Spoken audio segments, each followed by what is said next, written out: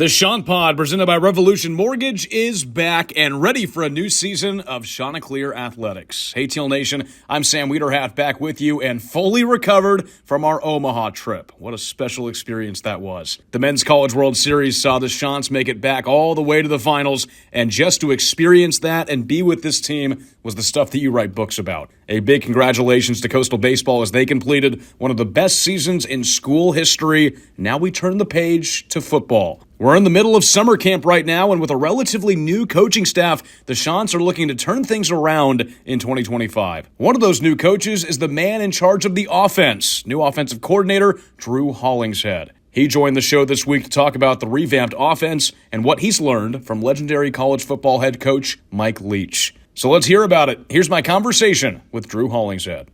As we start another round of the Chant Pod, presented by Revolution Mortgage, football season is a month and a half away. Who better to get us previewed and excited for the upcoming season than new offensive coordinator Drew Hollingshead? Coach, appreciate you coming on. Yeah, appreciate you having me. How has the summer been so far? What's kind of been the day-to-day like for you and, just getting set for this 2025 season? Yeah, it's been great. Coming off the heels of spring ball, felt like, we took a step during the spring with, 15 really, really good practices and ended up with a couple really good scrimmages. So excited about where the team's at. Obviously finished up some recruiting in the spring, so we added a couple more names and I think the kids are excited. They're putting in a good,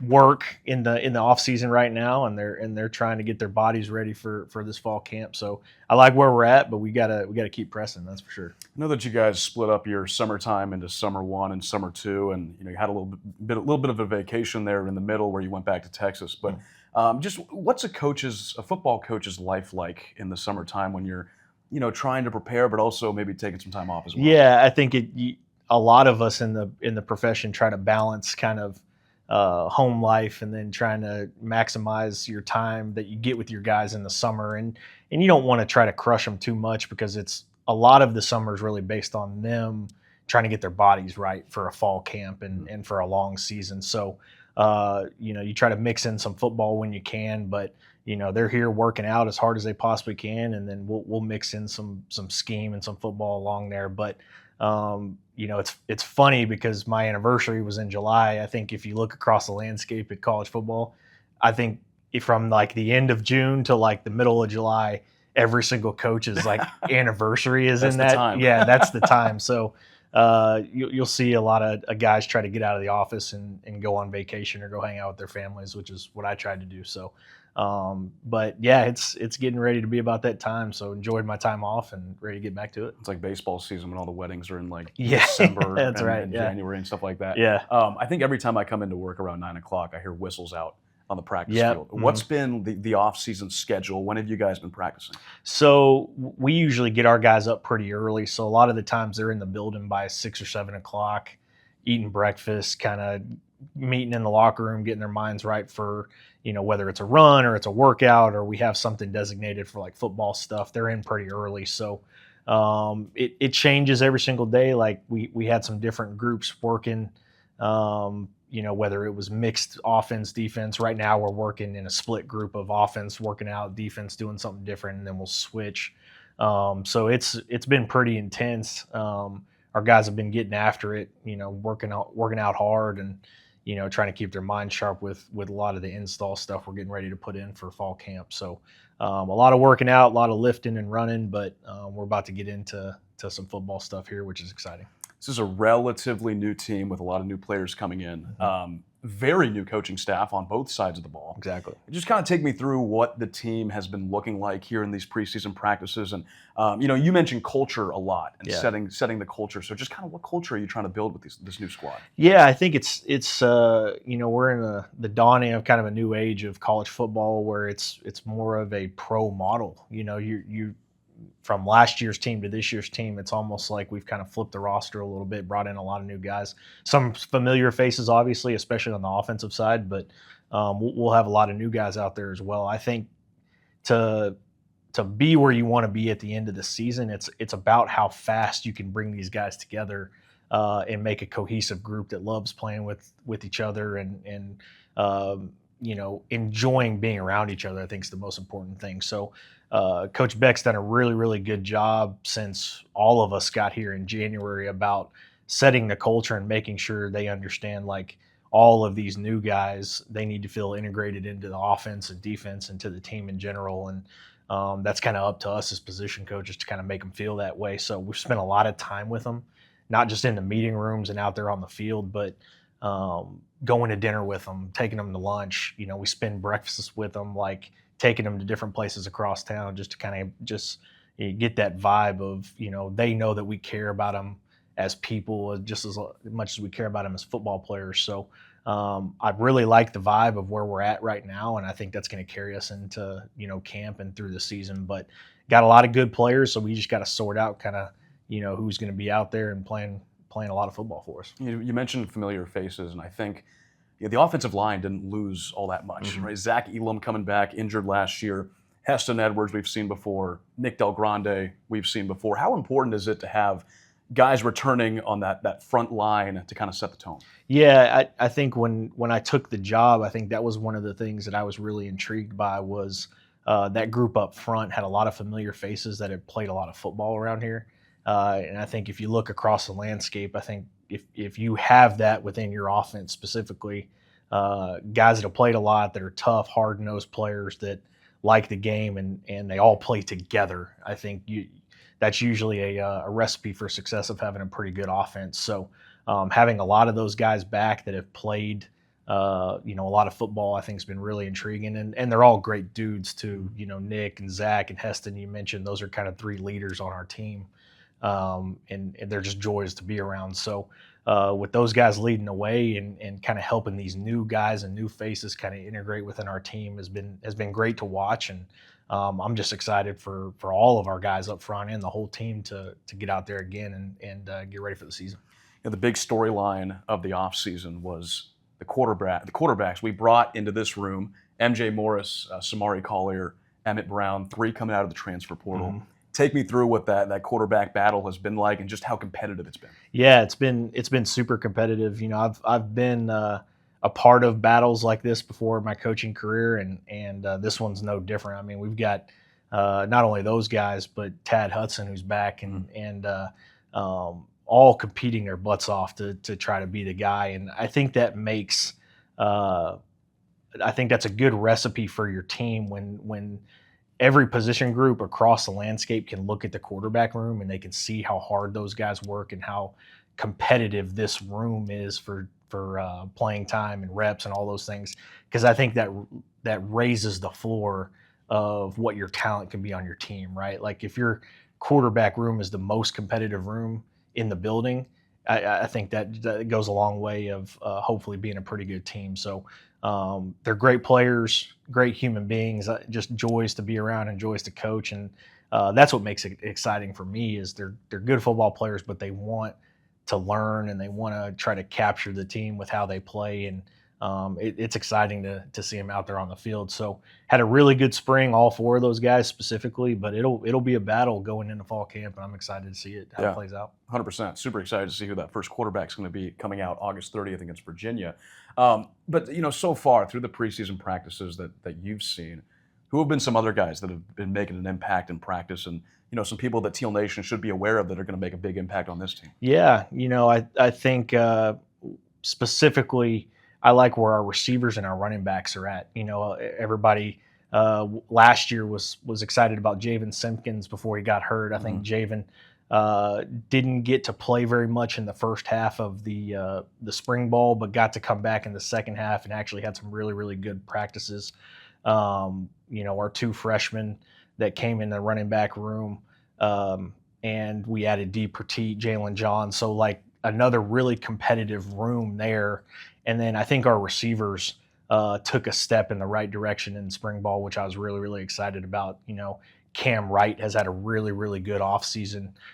Jamison Tucker's back, obviously played a lot of really good football around here. And then I'm really excited for Bryson Graves. I think from day one of spring ball to where he's at right now in the summer, I think he's really, really ready to kind of shine this season. And hopefully he can, take the bull by the horns and show everybody kind of how he's been working. So Obviously, we're going to put the best 11 guys out there on the field, and I'm just excited about all the guys on our offensive group. But those guys specifically have done a lot of really good things up until this point, and I'm ready to see them in fall camp.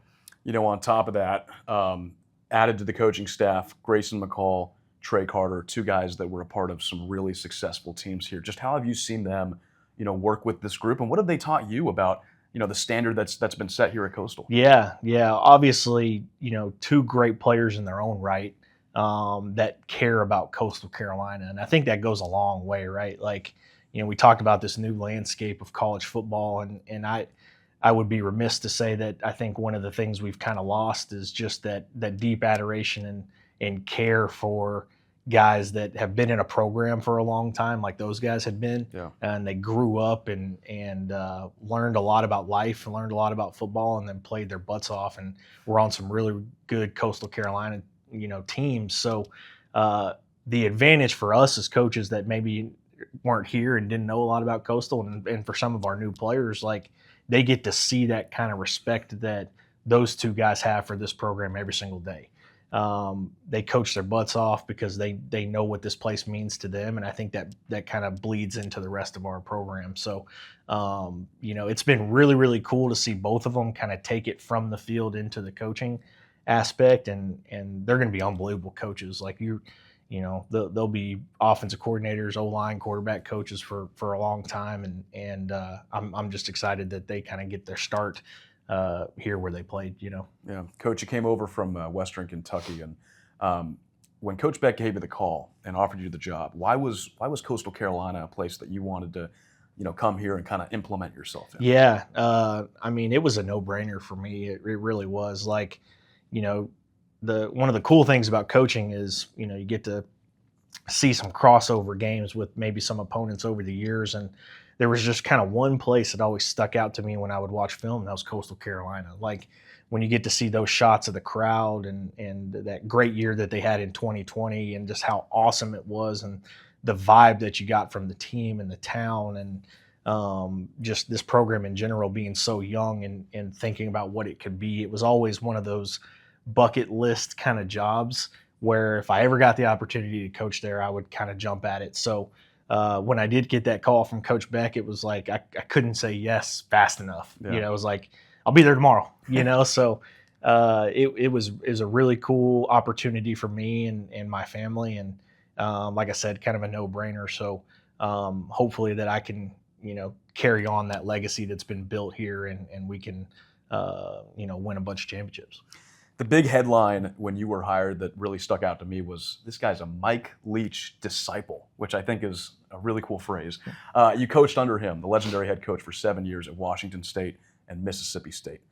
Just how cool was it to learn from one of the greats in college football? Yeah, I'm been very, very blessed to have had that opportunity, and I've learned a ton, and carry a lot of those lessons that I've learned from him up until this day. So there's a lot of things that I might say that is kind of him speaking through me, which is really, really cool. But, I grew up in Texas and played quarterback in the state of Texas. And at that time that I grew up, Coach was at Texas Tech, and it was kind of, showing the world kind of his offense and kind of what it can do for those guys. So, like, if you were a quarterback in Texas at that time, that's all you wanted to do was go play for Mike Leach. And I was fortunate enough to kind of be recruited by him and didn't get to play for him. But as my coaching career got started, I had some connections to him with some guys that I knew in the profession. And he got in touch with me, offered me a job, and I kind of went with it, and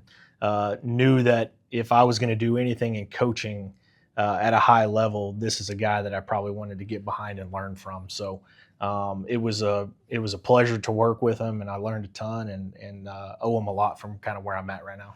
He was known for his hilarious interview moments. Do you have a favorite moment that you saw him when he was on the air saying whatever was on his mind? Yeah, there's one. I was actually thinking about this the other day. There's one that comes to mind that not a lot of people remember, but this is just really funny to me. We were at Washington State, and we were playing. This might have been my first or second year, and we lost the game. And he gets in the press conference the next day, and he told a reporter that we were playing like a JC softball team, and didn't really think about it much at the time. And the next day we come back to the office, and he had about 15 messages, 100 text messages, letters written to him from JC softball coaches who were really mad about the argument, or like the statement. And how could he say those things about the JC softball?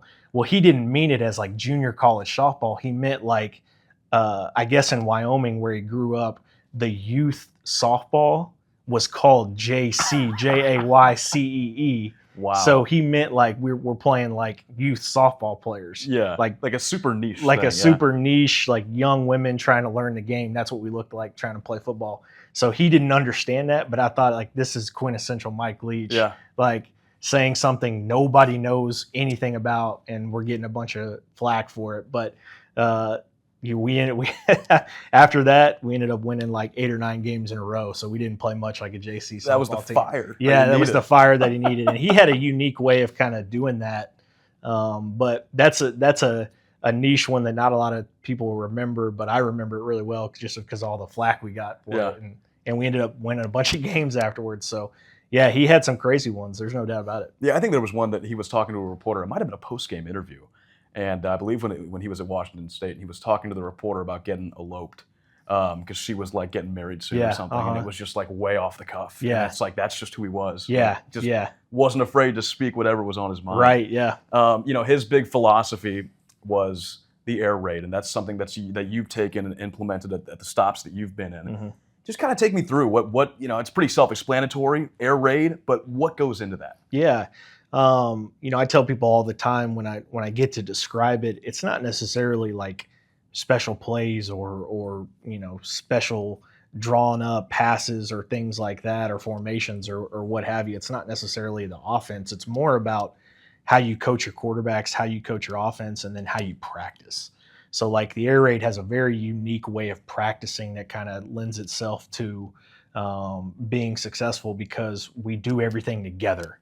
Quarterbacks are always with the receivers, who are always with the running backs, and then your O-linemen are kind of mixed in there when they can. But specifically the way we practice, the way we work, the way you coach your quarterbacks is very unique to our system, and something that I really, really believe in and think it helps your team when you have that cohesiveness within the group. So obviously, Coach spent a lot of time kind of developing this offense and developing the way we practice. I've seen it work about 1 billion times over the years with brand new quarterbacks, new receivers, new running backs are kind of plug and play and, throw for a bunch of yards, run for a bunch of yards, and score a bunch of points. So hopefully we can kind of implement that system and make it our own, tweak it here and there to kind of the things that we like, and obviously to the things that our guys are good at. But we're not ever going to lower the bar or the standard of how hard we practice and what we do to make ourselves successful. We're going to hold those guys to that standard, and it'll work for them for sure. And we talk about implementing that system, setting the culture, raising the standard. What kind of qualities and players, and just overall, what kind of players are you looking for? To be a part of what you're building. Yeah, you got to have guys that love football. I think there's a lot of guys, unfortunately, throughout the last couple of years that football's not necessarily the most important thing to them. I don't think we have that problem here at Coastal. I think we got a bunch of guys that love the game, love to be around each other and play for the guy next to them. And I think if you have a bunch of guys with that special quality, you give yourself a chance to win a lot of football games. So you got to love it. And you got to love offense too. You got to have a bunch of guys that want to play a bunch of plays and score a bunch of points and be successful and have a strong work ethic too. Because there's one thing I can guarantee the people here at Coastal is we're going to work as hard as we possibly can to put a good product out on the field. And I think our guys feel that. I know our coaches feel that for sure. And they're going to play extremely hard and be disciplined and do what they can to win ball games. Coastal fans and Teal Nation have been used to seeing sort of the option offense the past few years and what Grayson was able to do when he was the quarterback here. And I know that we're still in the implementing stages of what you're doing right now, but the time that August 30th comes around, or September 6th, that first home game, when the football season really kicks in, What can Teal Nation expect to see on the field as far as your offense? Yeah, kind of to that point I was making, earlier. It's going to be fast and furious, and we're going to try to get a bunch of plays in a short amount of time. So high tempo, fast flying. A bunch of guys running as hard and playing as hard as they possibly can, and it's not too dissimilar from the option. I think this is kind of a unique thing Coach Leach was kind of known for.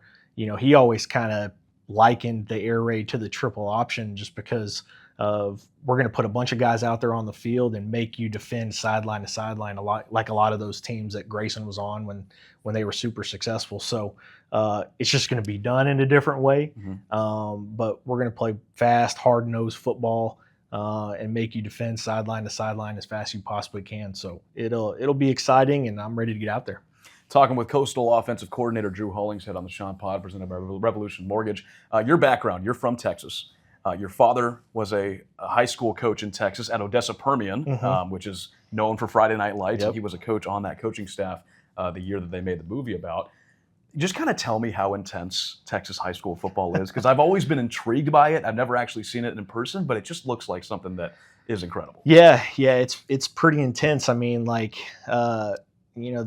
there's stories of whole towns shutting down on Friday nights just to go watch the high school team play, and that's true. You go to those small towns in East Texas, West Texas, North and South, and you can ride in on any Friday afternoon, and people be closing up shop, getting ready to go watch the high school team play. So multi-million-dollar stadiums being built for all of these teams and all these players. So it's a religion, and something that I was really, really fortunate to have grown up, being a part of and seeing from kind of that perspective, being my dad was a coach. So, it meant a lot to me to play high school football in Texas and be on some good teams and watch some good teams that my dad coached for. So it was a different vibe from a lot of different places in the country, but something that not a lot of people get to experience unless you lived it. And it was really, really special.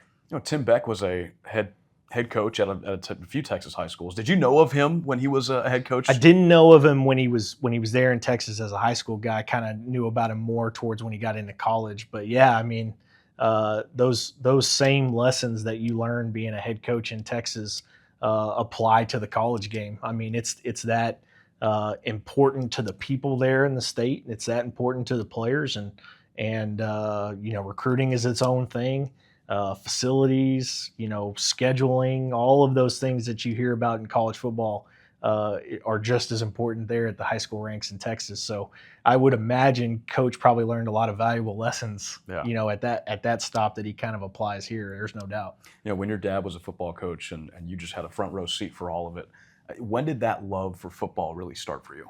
Yeah, it was pretty early on. I was very fortunate to have grown up in locker rooms and been around coaches interacting and meeting and players, coming in from off the practice field. I was a ball boy when I was 10, 11, 12 years old. So it was all I really ever knew at that point in my life. And really all I ever wanted to do was grow up, play football for as long as I possibly could, and then get into coaching shortly after. So when you grow up in that kind of environment, I think I speak for a lot of kids in Texas, was like you fall in love with it really early, and it stays with you for a long time. Football coaches love ball. That is the big thing that you guys all have in common. We were talking before this. You're a big baseball guy as well. Yes. We're following the Chanticleers in Omaha during the Men's College World Series. What are some things that you're doing when you're not coaching on the football field? Oh, man. I'm spending time with my wife, and I got a newborn son, just turned 1 year old. So nice. Chasing him around, he just picked up the ability to walk. So that's huge. It's huge for the house. Watching a ton of baseball. I'm a big Texas Rangers fan, so that hasn't been very fun watching the Rangers as of late. But I'll flip through the channels and try to pick up on some stuff. But if I'm not there, love to travel, love to kind of go see different places around the country and around the world. So if I get a little bit of time off, I'm going to go do that. But yeah, that's about it. Hang out with the family, travel as much as you can, and then pick up some baseball along the way during the summer. From a coach's perspective, I mean, today is the release of the NCAA football game, the second edition of the newer edition of it. I know that you were excited to be in the game. Are you ever do you play it at all? I don't. I was a big fan of it. The previous version, when I was a kid, NCAA, like you lived for that day to when it came out. Now it's a little bit different now because when I was playing, they didn't have the names and stuff. So what you would end up having to do is, like, I was a PlayStation guy. So you would have to send like your memory card off to like some random dude and he would put like the names and rosters on your memory card. You pay him like $10-15. Yeah. He'd send it back to you, put the memory card back in, and like there would be the names. So that was a really cool experience for me. Like when I got to college and you got to see your name in the game for the first time. And then, obviously they did away with the game, came back, and then now they're paying players for their likeness and stuff like that. So, it's been really cool now to have been on both sides of it. I was in the game as a player. Now I'm in the game as a coach. So don't play it anymore, but I'll have some friends send me. I've already had a couple sent to me of like, hey, got you on the dynasty as the coach. So don't mess this up. I remember that first edition of the game. I played as USC a lot because my dad was a Trojan. Okay. And the quarterback was like Matt Barkley, but it would be like quarterback number 7 or whatever. Like it wouldn't have the names. And I didn't go to the length that you did to actually have the names in there. But that process has gotten a lot easier now. I wonder how accurate your playbook is for Coastal. I don't know. I hadn't seen it. I know that from what I've heard that they put a lot of stock into really reaching out to coaches and other coaches specifically who maybe have defended your offense and kind of what the staples are. So anybody out there, if you see anything good or you like it, let me know, because maybe we'll add to it or kind of run those plays that you guys have been successful with. So I've heard it's good so far. I'm sure I'll be getting a bunch of angry text messages and DMs if the offense doesn't work in the game. So we'll figure it out as we kind of go along. But that's really cool. Good for the fans and good for college football that they've kind of made it so exciting and kind of put a lot of stock into that. It's been really cool to see. Well, we just know it's going to work out there on the surf turf come August 30th at Virginia. Coach, I'll close it out with just what are you most looking forward to in your first year in Teal and in the 2025 season? Just to get to meet all the fans and see the love that they have for this place and this university. You can see it on TV and you can feel the passion that they have for it, but I'm just excited to get there on the field and hear it and be engulfed in it for the first time and let our players enjoy it. I think that's one of the best things about football for me is those guys work so hard all throughout the year for 12 Saturdays a year. And when the crowds in the town gets behind them and really comes out and shows out for them, to see their faces and to see how hard they want to work to try to win those ball games for them is really, really a proud moment for me. And to get to see it pay off for them is really exciting. So I know the crowds will show up and they'll be, excited to see them and excited to see our offense. And, we're ready to do whatever we can to win a bunch of ball games. Coach, we appreciate the time. Your passion has me super fired up for football season here in about a month and a half, and really appreciate you coming on. Yeah, thanks for having me. Appreciate it. I'm just fired up to see what this offense can do next season. Obviously, Coach is very confident in the talent that we have on this squad, and it all plays out in a few short weeks. August 30th is the first game at Virginia, but we'll have plenty more conversations right here to continue to preview the 2025 football team throughout the summer. So we'll get in the victory formation, take a kneel, and close out the episode right there. Thanks again to Coach Hollingshead for coming on and giving us some summer insight. For now, I'm Sam Wiederhaft, signing off. Chant's up.